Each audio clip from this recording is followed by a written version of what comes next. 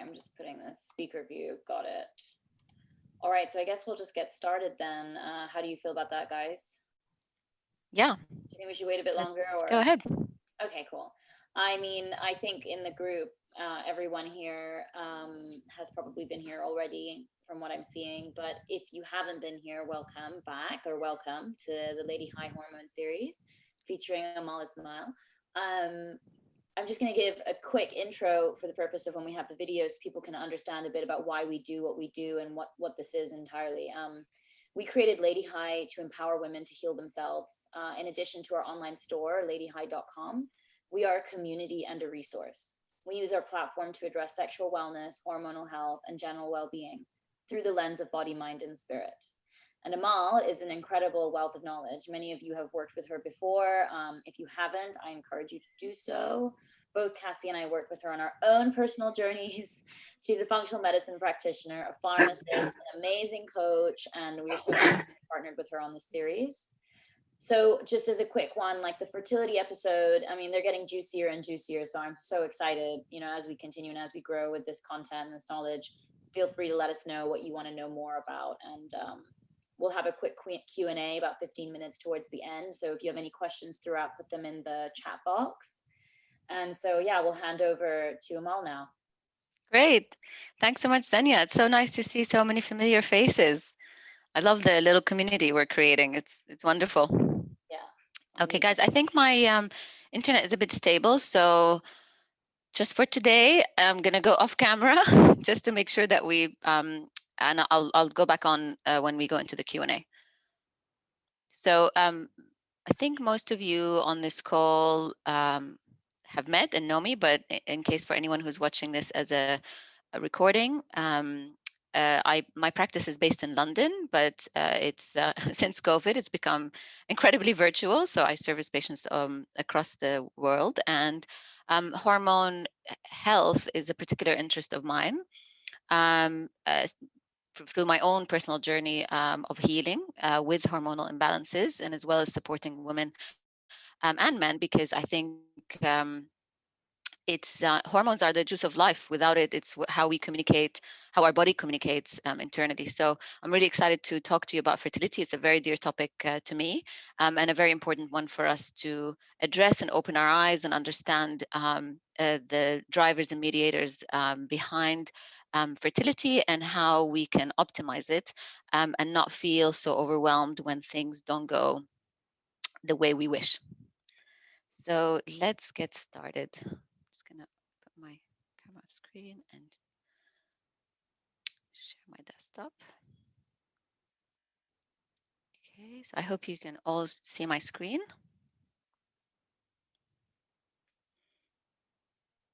Okay, so the focus is infertility today, which is episode 3. I really highlighted fertility because I want to take that negative connotation we have about if it's, we only talk about it when it becomes a problem. We really need to start addressing it before. We need to think about our fertility as one of the important vital signs for male and female health. And big misconception that fertility is only a hormone disorder, but in fact, it's much more complex than that. And so why is it this topic is really, really important that we address? Because critically, when we look at the numbers, the recent research from the WHO shows that 1 in 4 couples in developing countries has been found to be affected by fertility. That's a really huge number, and it's continuing to rise. I mean, I see quite a lot of my patients in my clinic that that come to me saying, I need help, I cannot get pregnant, or I had a couple of miscarriages, I don't know what to do. I've done all the testing and everything came back clear and it's unexplained. So it is quite worrying. And in my own personal experience, I had infertility challenges and miscarriage as well prior to having my daughter. So we know that things are not looking great. But on top of that, we know that women who become pregnant are increasingly giving birth to children with chronic immune disorders like asthma and allergies and autoimmune disorders. We also know that neurological disorders such as ADHD, autism, learning disabilities and more are also on the rise. And so studies have linked those disorders to compromised maternal health.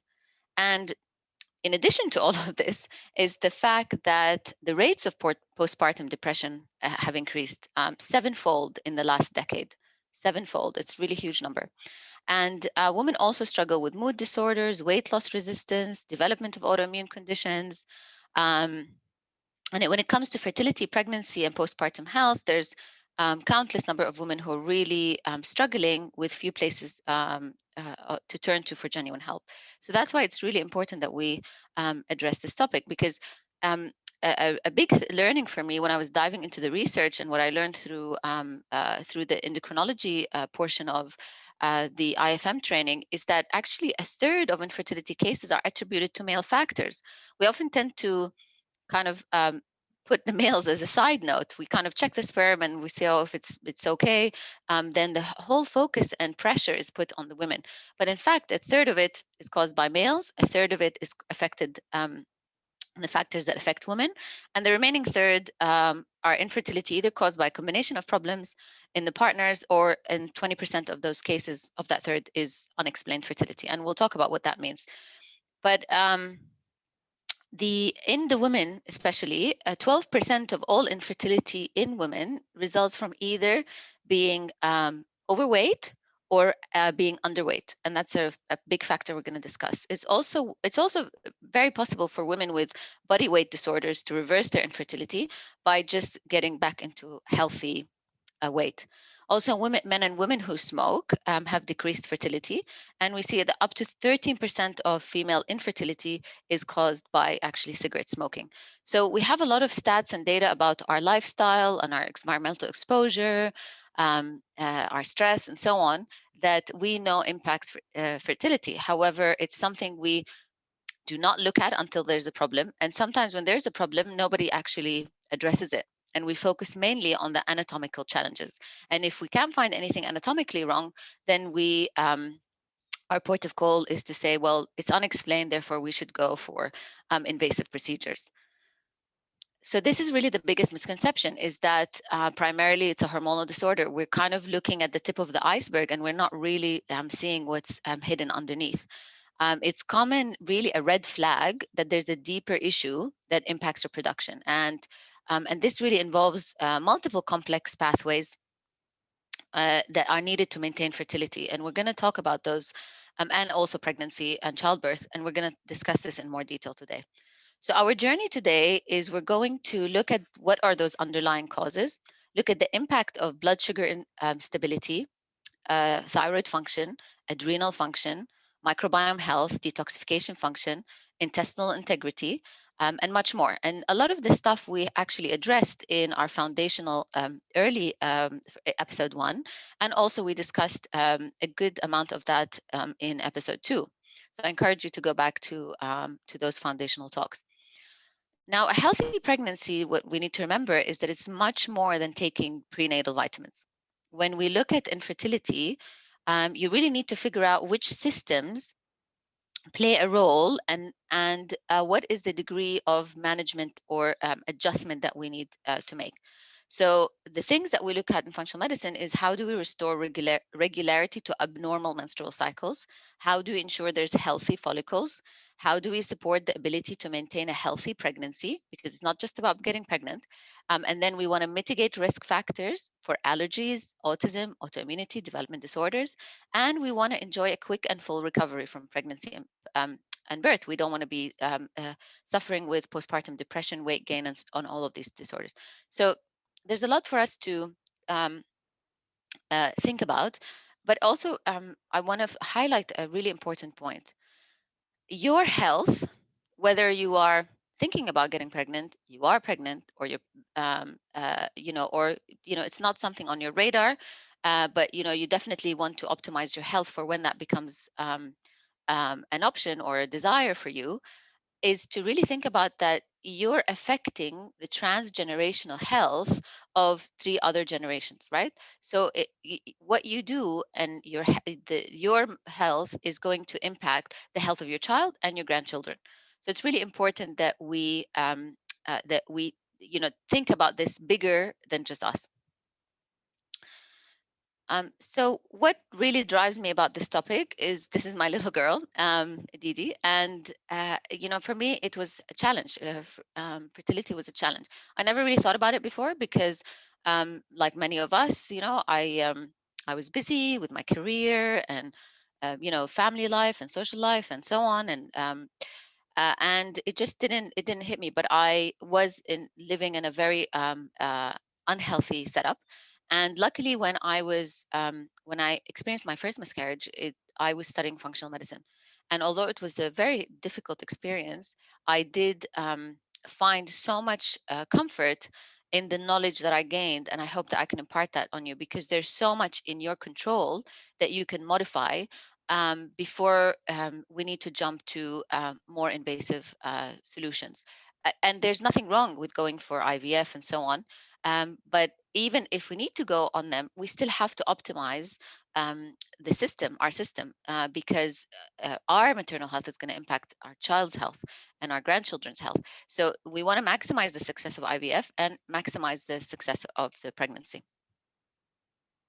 So let's define infertility. So what is infertility? It's the inability to conceive after 12 months of unprotected sex. So that basically the couple are unable to get pregnant after trying for 1 year. For women where your age is over 35 and older, the inability to conceive after 6 months is generally considered infertility. And that really goes back to ovarian reserve and the number of follicles that you have left, and we'll address that. And 85% of couples with normal fertility normally will conceive within 1 year of trying. So it's a very good statistic. But if a couple doesn't conceive in the first year, then their chances of conceiving subsequent months becomes lower and lower. And this happens more quickly, of course, if the woman is older, because the clock is ticking. So for a healthy woman in her 20s or early 30s, the chances of conceiving each month is about 25 to 30%.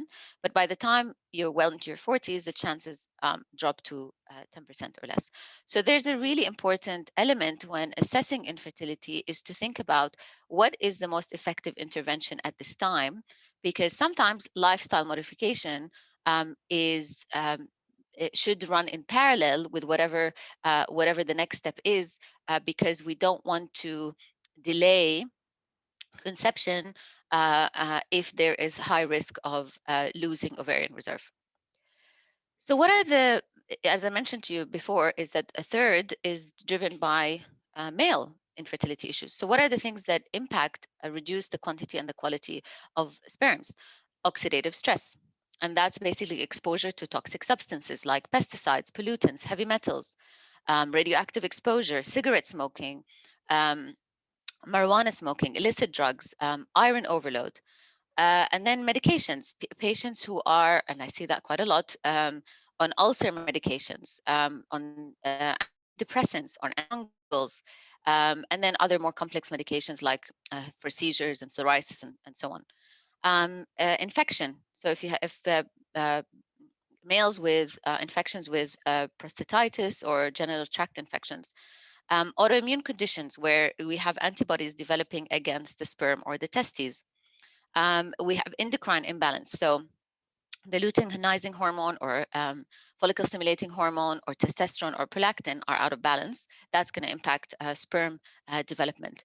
And then we're going to look at also there are things like red blood cell disorders, like sickle cell anemia, and then genetic disorders. And that's where we're looking at chromosomal abnormalities and DNA fragmentation in the sperm.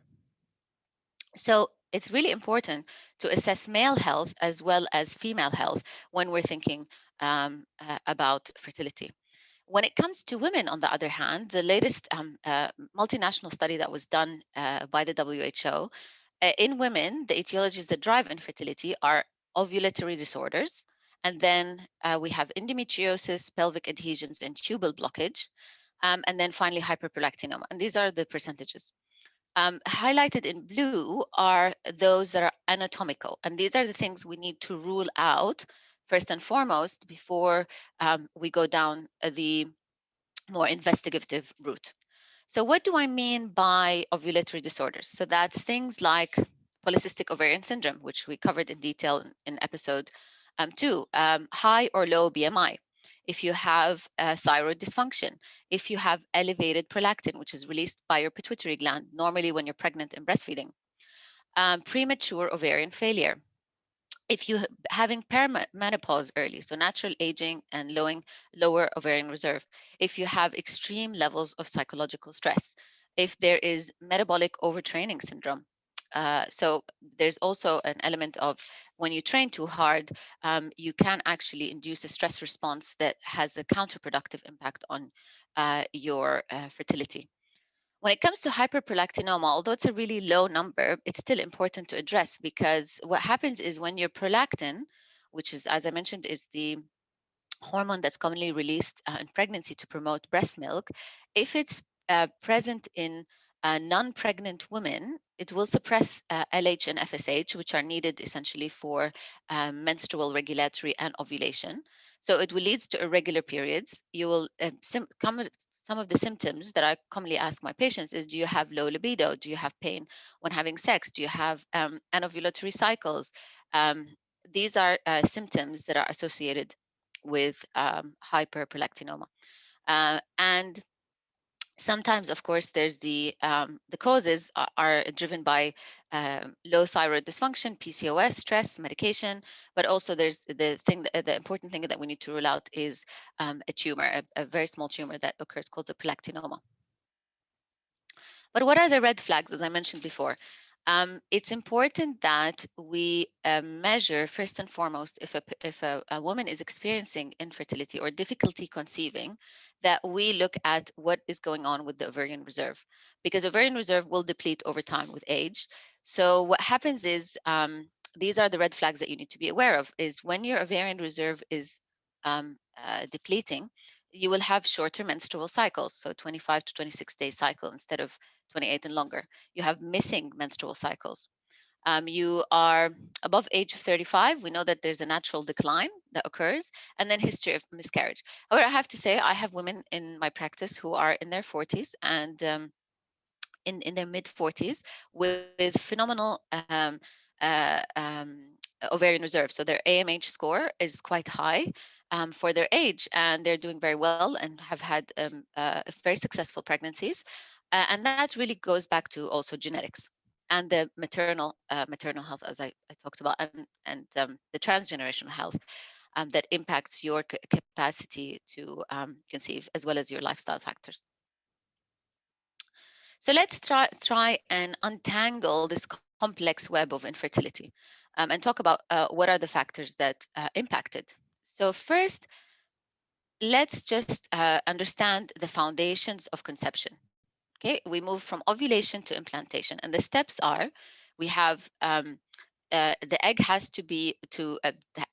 to first develop, grow, and then it has to be released into the fallopian tube, and it has to be then fertilized by a healthy semen, and then with a healthy sperm, and then it will be transported through the fallopian tube to finally be implanted into a healthy endometrium so that it can grow.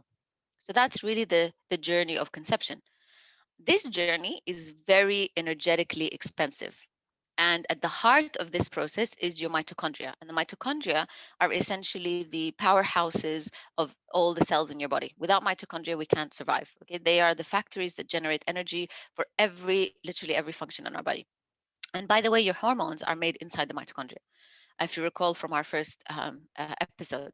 So it's really important. I'm going to focus here about egg health and ovarian function, but of course it's really critical for male health, but from a different perspective, and we'll cover that later. So we know that there's an age-related decline in mitochondrial function, an increase in damage to the mitochondria, the DNA, which serves as a biomarker for egg quality and embryo viability. Okay, so we know that it's really important that preserving mitochondrial function is going to actually slow ovarian aging and prolong your fertile window. And things that they're, mitochondria is your superstars, and they don't get enough attention. There's nothing, in my opinion, there's nothing as important for fertility than the mitochondria. And the research suggests that the potential for an embryo to be successful is related to the ability of the egg cell's mitochondria to generate energy. So the egg cell itself will have mitochondria. Um, and here's the highlight. That mitochondria actually influences egg health and ovarian function. So egg quality, so when we think about egg quality, in the IVF setting, the blastocyst number and the success of the embryo depends upon your mitochondrial function.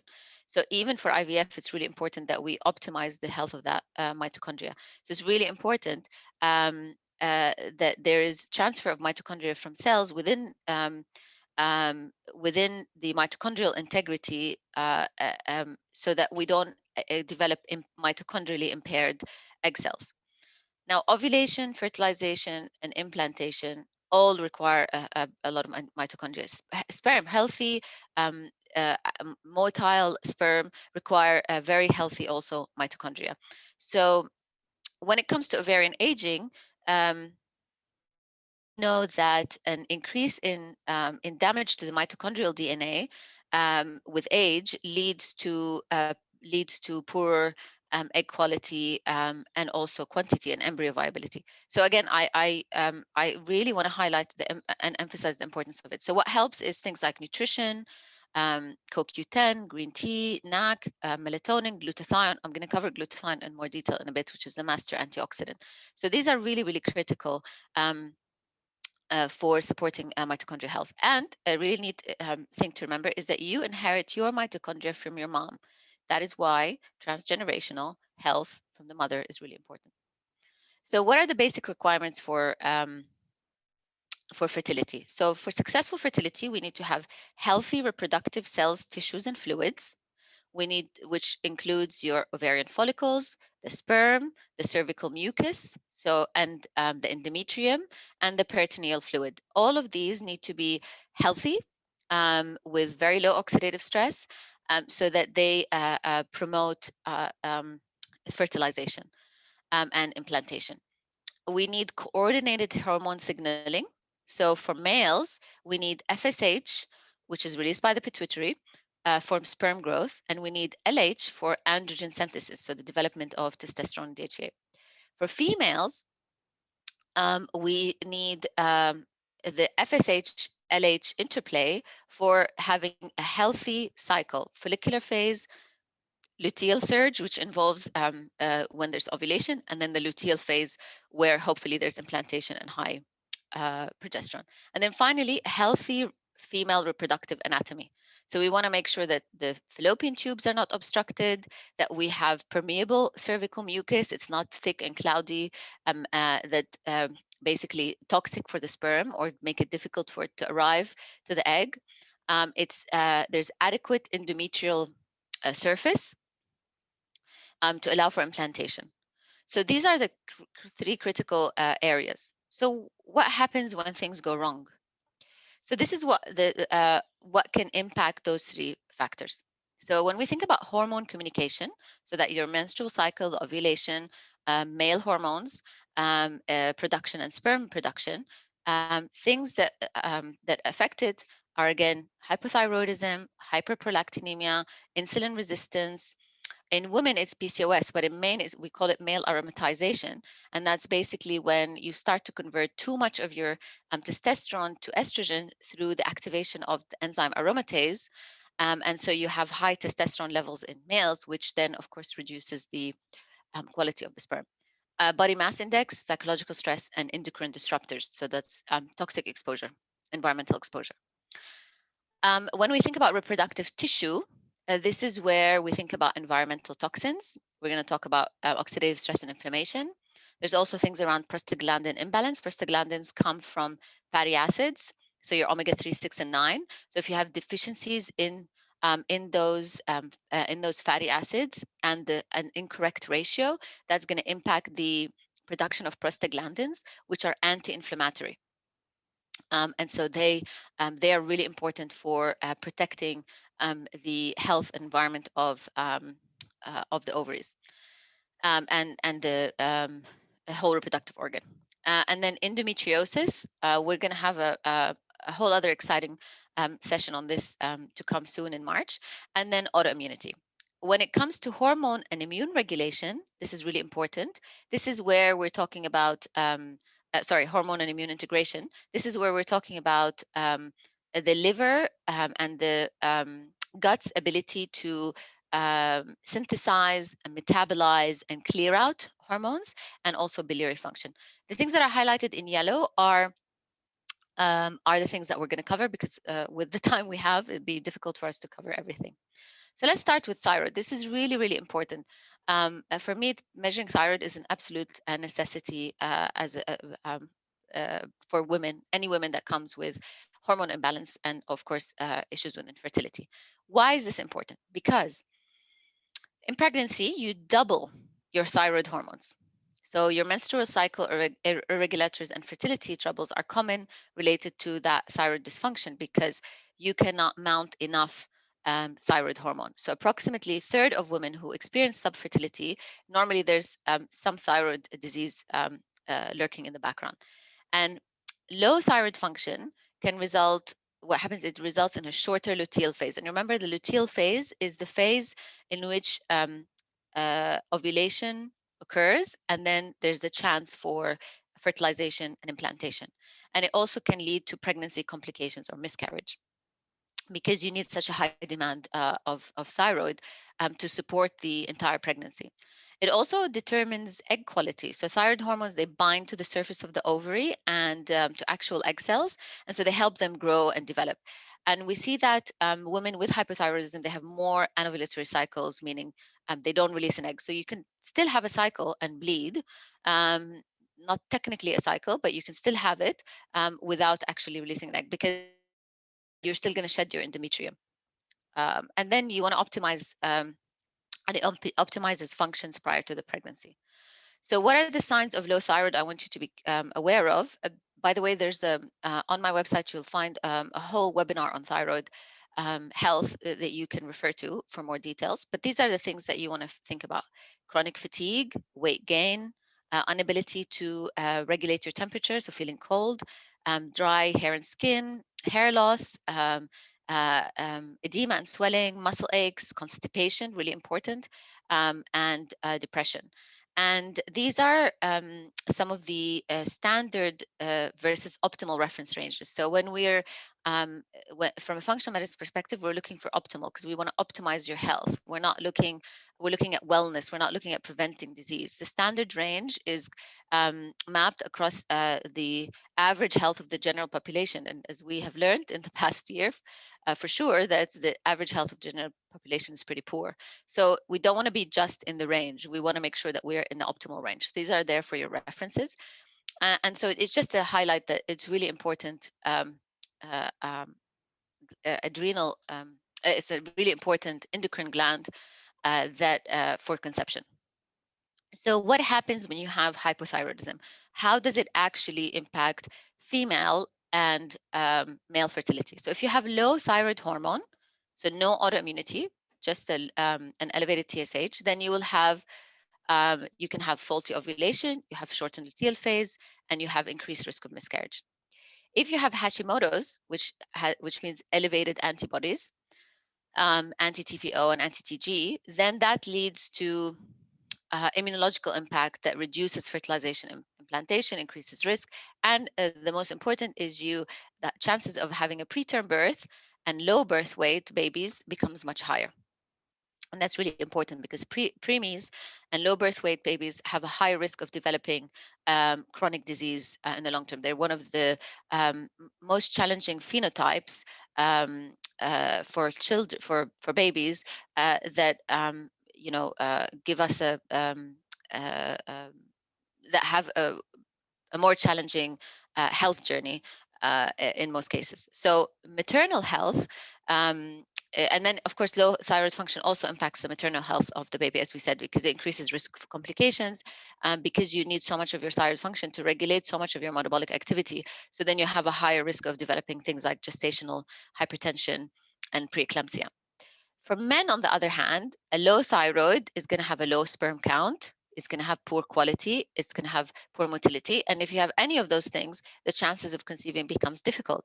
It can also lead to erectile dysfunction and low libido. And then in a case where there's autoimmunity with elevated antibodies, then the possibility of sperm and testicular antibodies are present. So the antibodies start to attack the sperm and testes, and this leads to oxidative stress and impairs sperm production and creates unhealthy sperm.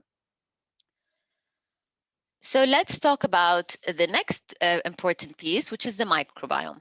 So the gut health has been in the news and in the media and in social media and everywhere for many years now, and the growing body of evidence is phenomenal. You can go on PubMed and just put gut health and fertility, and you'll find tons and tons of papers.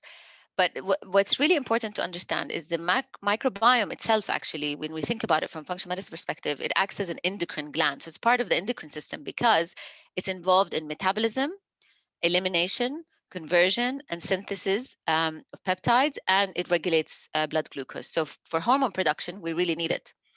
Um, and when we have a dysbiotic gut, i.e., gut that has an unhealthy bacterial microbial flora, so that could be overgrowth, undergrowth, parasites, basically outside the norm, then this leads to hormone dysregulation.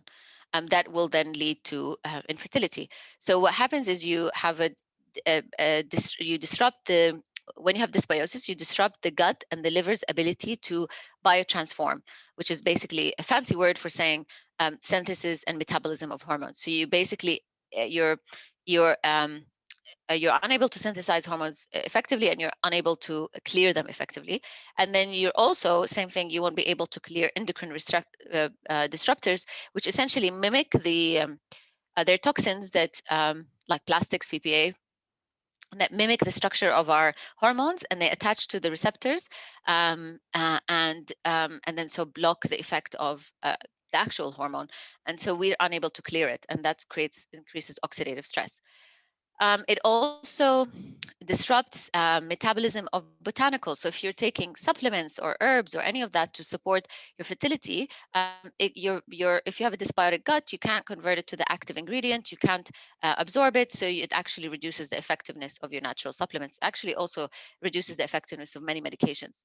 There's phenomenal research done on cancer oral medications and dysbiotic guts, and it also drives inflammation. So it promotes a leaky gut, and that leads us to insulin resistance and elevated cortisol. And with that picture, you end up with high testosterone in women, and then a high estrogen in men. So PCOS, male aromatization that we discussed it. So really, um, the role of the gut is so critical for your overall health, whether we're talking about infertility or thyroid health or adrenal health. I mean, even in COVID, a lot of papers now have come out to show that if you have certain dysbiotic patterns, have shown that you will have a worse prognosis with COVID if you catch it. So we have to pay attention to our gut and our health. So if you are experiencing gut symptoms, um, and you're experiencing fertility, there's just something that it's really important to test. So really, for me, gut testing is very insightful and really important in unexplained fertility.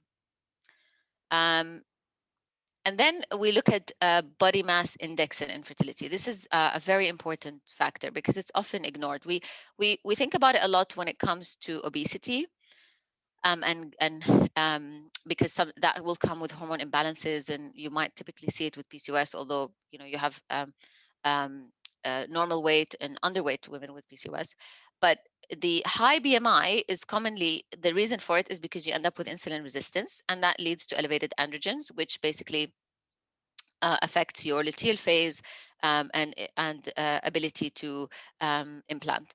And it also has a negative feedback to the pituitary, so you end up with a breakdown in communication, and you have suppression of the FSH and LH hormones. So because actually in obese males and females, the actual adipose tissue, the fat tissue, starts to act itself like an endocrine um, uh, gland, and it starts its own self to do some synthesis of hormones. So it does drive inflammation.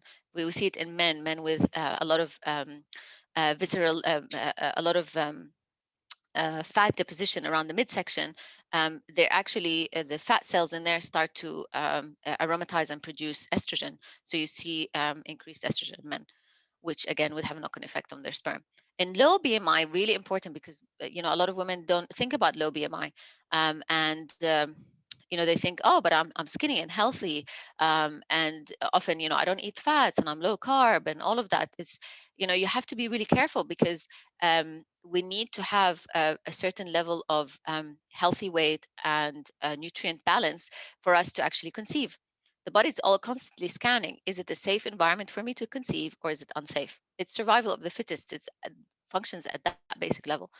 So if you have a low BMI, you get suppression of the gonadotropin releasing hormone, which actually is released. The gonadotropin is released, if you recall from our first webinar, released from your hypothalamus to activate the pituitary to release LH and FSH, and then that will and so when that's suppressed, LH and FSH are suppressed, and then of course your hormone cycle is out of balance, and perhaps you end up with no ovulation or even no menstrual cycles.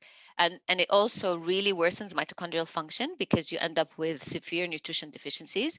And again, as I mentioned, mitochondria is so important. You can't have healthy fertility, a pregnancy, childbirth, so on, without healthy mitochondria. It definitely makes things much more complicated. Stress response, really important. We kind of tend to neglect it. And I think that we can all agree the last year has been stressful to say the least. We're still not out of the woods. There's a lot of uncertainty. There's certainly a lot more people experiencing infertility in the past year than any time before because of everything that's going on. And so what happens when you have, and we talked about stress, by the way, and how it impacts your hormones as well in episode 1 and 2. But what I want to highlight here is its effect on women and men in terms of fertility in particular.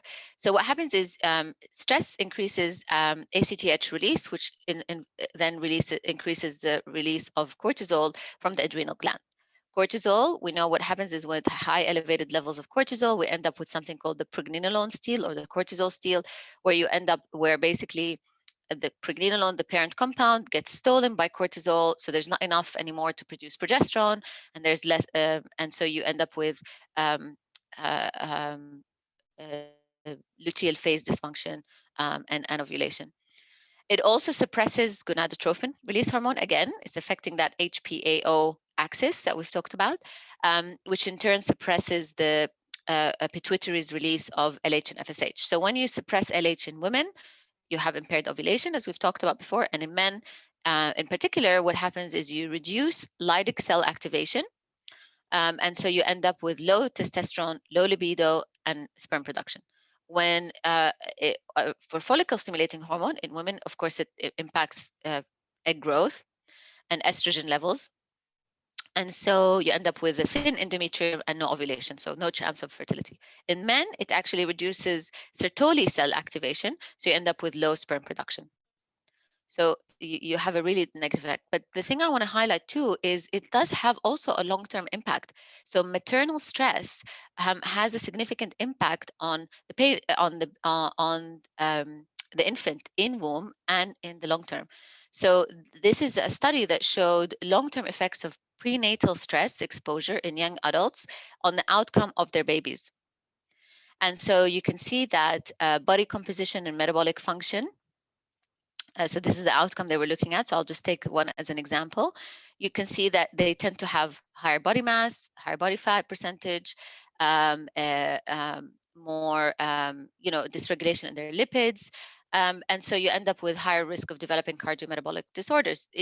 Another example is cognitive function. You have higher risk of developing cognitive disorder or behavioral disorders. So it's really important that we address stress, not just for our own health, but our future health of our baby.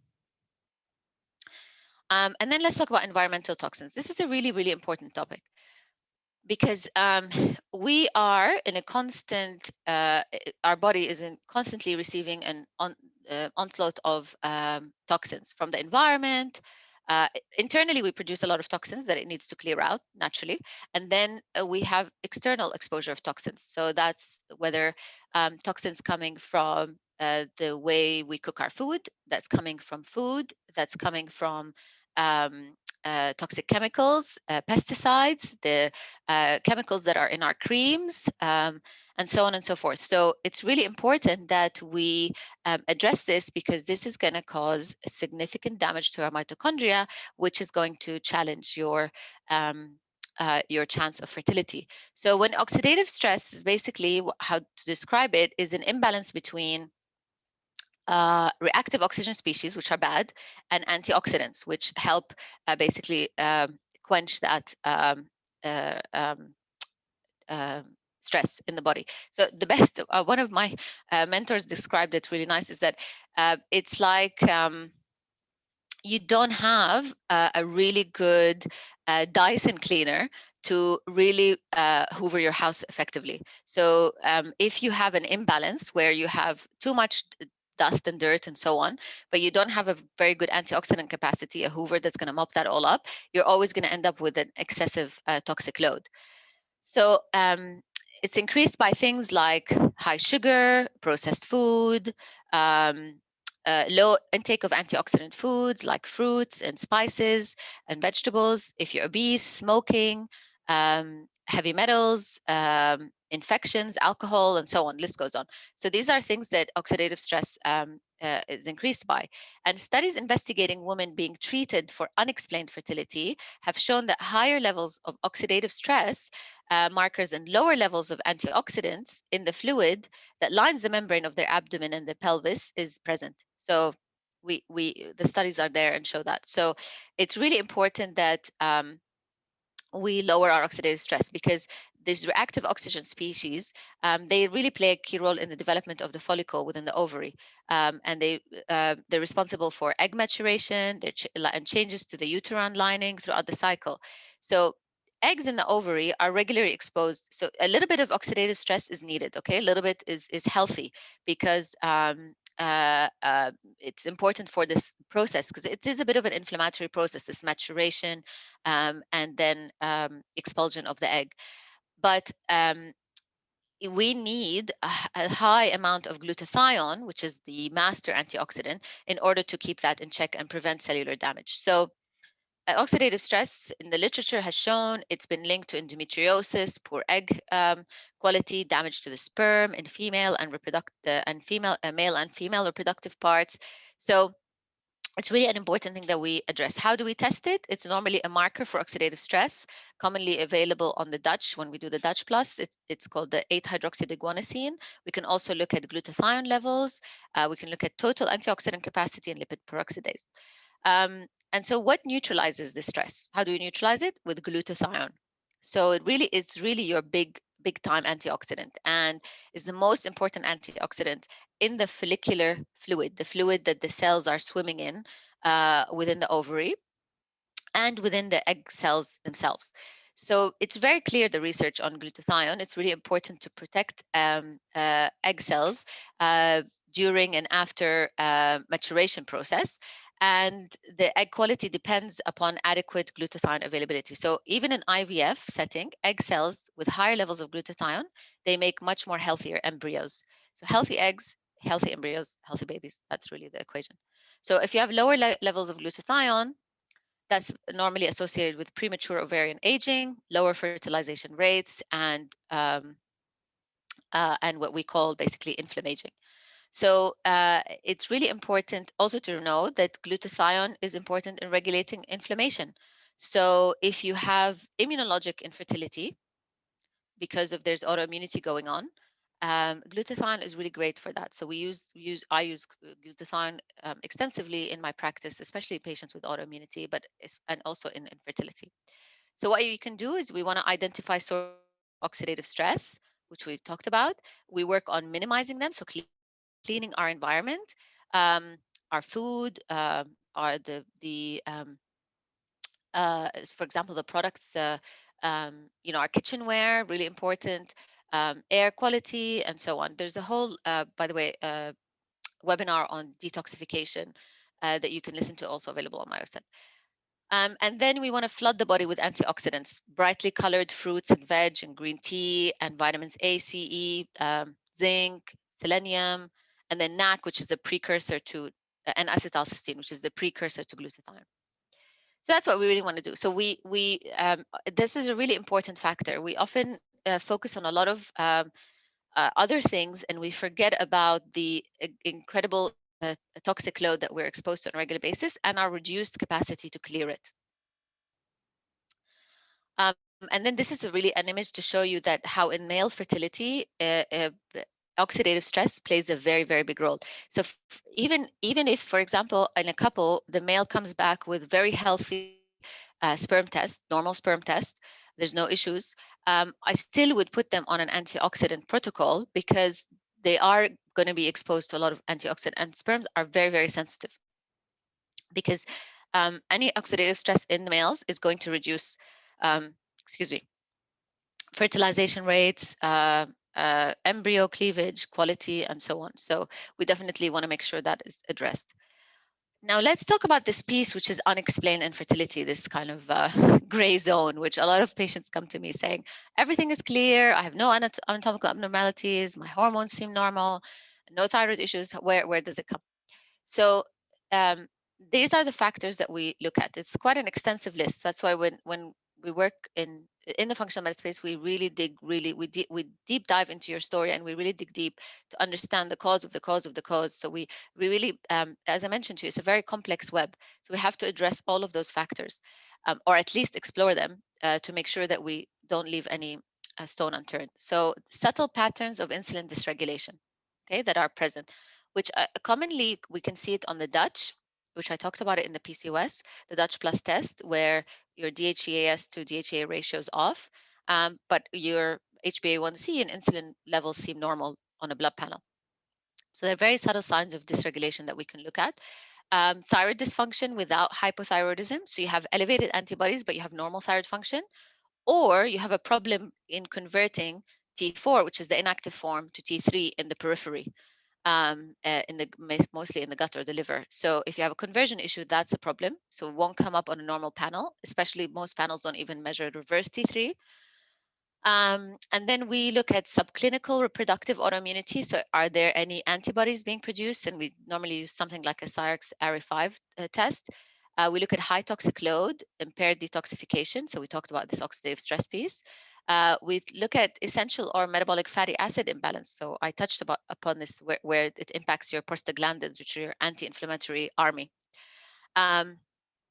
Unhealthy microbiome, issues with SIBO, SIFO, mold exposure, by the way, big factor in causing major inflammation, major dysbiosis, uh, uh, autoimmunity, and significant hormone imbalance. It acts as an endocrine disruptor. Lack of sleep, circadian rhythm is really important because your circadian rhythm is very connected to your productive rhythm. We touched on that last time. And we talk about lack of exercise, or if you have over exercise and overlooked stress response. So there's a stress factor going on, and you've lost your adaptability to stress. Or there's a stealth infection that depletes your mitoreserve. So people with history of EBV, CMV, herpes, now with COVID, SARS-CoV-2, we don't know, we don't have the long-term data, but definitely I can see it in a lot of my patients who've caught the virus have experienced significant disruption in their cycles for a couple of months post recovery. So really important that if everything seems to be clear, then think about, is there a stealth infection? These viruses are very clever because they evade the immune system. That's why we call them stealth infection. So what is the FX Med approach to evaluating fertility? The big picture is this. We want to rule out anatomical causes first. We want to normalize cycles, because without normal cycles, it'd be very difficult, nearly impossible. And we want to optimize fertility. And we do that by, as I mentioned, we manage any imbalance in your insulin or sugar levels. We reduce oxidative stress. We reduce environmental exposure. We improve mitochondrial health. We balance fatty acids.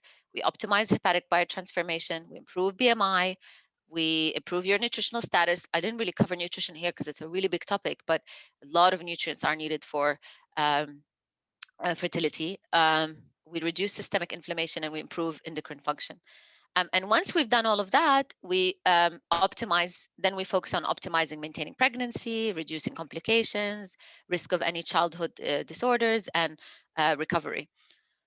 Uh, I don't want you to feel overwhelmed because a lot of this stuff is very much addressed by changing your lifestyle. And I will talk about this in a second. So we really, what we're doing is we cast a very wide net at the beginning, and we do the functional medicine timeline, which some of you who've worked with me know what that is, which is really going deep into your life story, understanding all the potential antecedent triggers, the mediators that resulted in your current health concern. So we look at risk factors, your menstrual cycle history, sexual history, family history, dietary history, an evaluation. We look at your body mass index. Definitely, we need routine blood tests. These are like basic things that we need to do that are listed here. And then we need semen analysis. Don't forget about the male. It's really important. 45% of infertility cases are related to male issues. And then ovarian reserve testing. This is really important because we need to know what's the time frame we're working with, because we can't kind of, if we don't test ovarian reserve, then it's we might be running out the clock, and that's really not not advised. So we want to make sure that we are going for the right action.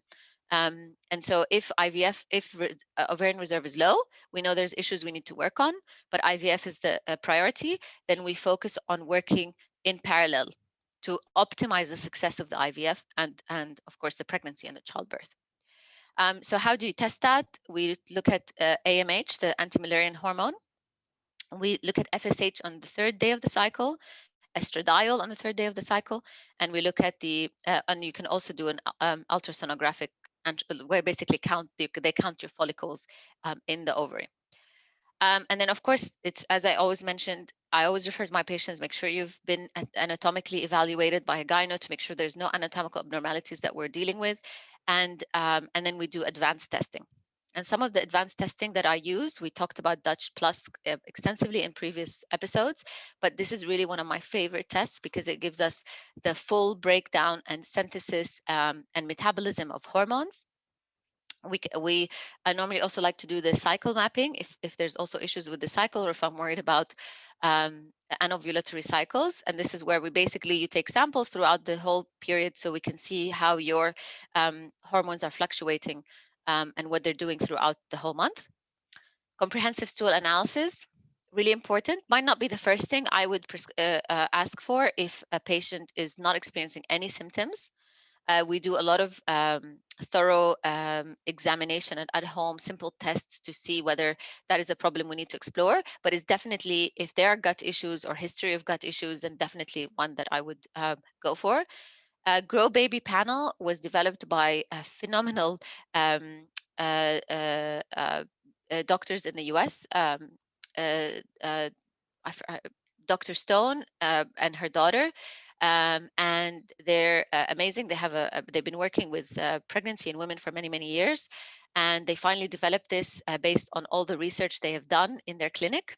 And these are basically, we're looking at modifiable genes that we can affect, that if we through lifestyle, that can have a much better outcome for your pregnancy and for your child. So really great. I can't go into this in detail, but maybe another topic for another day because that would take it a whole hour. And then micronutrient analysis. So this is where we look at do you have sufficient nutrients for mitochondrial function, for detoxification, for antioxidants, and then of course looking at potential metal toxicity and so on. But the key thing to remember is you need to start at the cause of the cause, which is the things that you do on a daily basis that affect all of these pathways that we discussed. So your nutrition, your exercise, are you smoking? Perhaps you need to think about quitting. Alcohol consumption. So not on a daily alcohol consumption has a significant impact, especially in males. Caffeine, both men and women, has a negative impact on fertility. Illicit drugs, pesticides in inorganic food. I encourage you to look at the ewg.org website, where you can look at the um, Dirty Dozen and Clean 15 to give you an idea of what product, what fruits and vegetables you must you must buy as organic because of the high pesticide load, and those which you can, which you don't. And then physiological stress, really important factor, as we discussed. So we have to address this first. This is the base of your pyramid. If we don't address this first, trying to patch it at the top is just going to give you a house made of cards that is going to crumble, and we're not going to achieve success. So I hope that I know that we went a little bit over time. I hope that I helped you reframe how you look at fertility, and empowered you that there's a lot you can do and explore before thinking that it's it's not possible, or I have to go down more advanced interventions.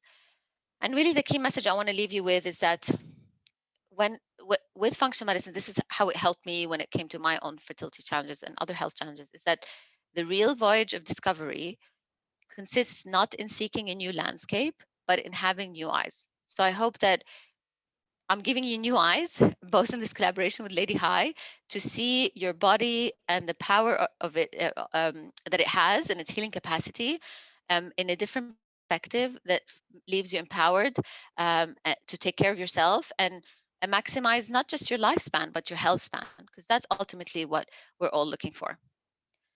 Thank you so much. This is my website and my email and my Instagram account. So if you have any questions, of course, feel free to follow up. And finally, I'm just going to leave it for open it up for a Q&A.